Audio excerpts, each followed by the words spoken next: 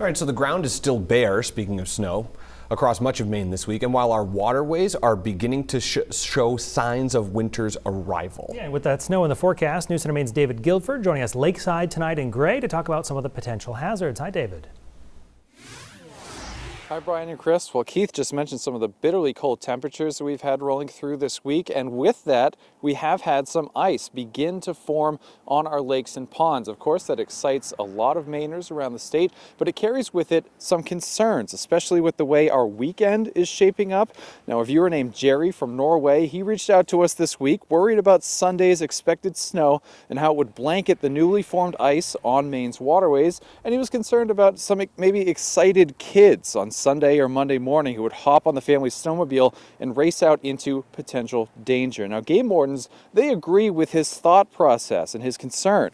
Now, ice in almost all of the state won't have thickened enough to support humans, let alone machines, and the year's first freeze, it's usually unstable.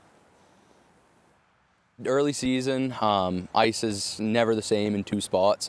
You know, you could have that. So definitely the edges will have, you know, some spots where it's thin, and then you might get out in the center and you think you're safe, but there could be a spring underneath and it's causing that ice to be super thin.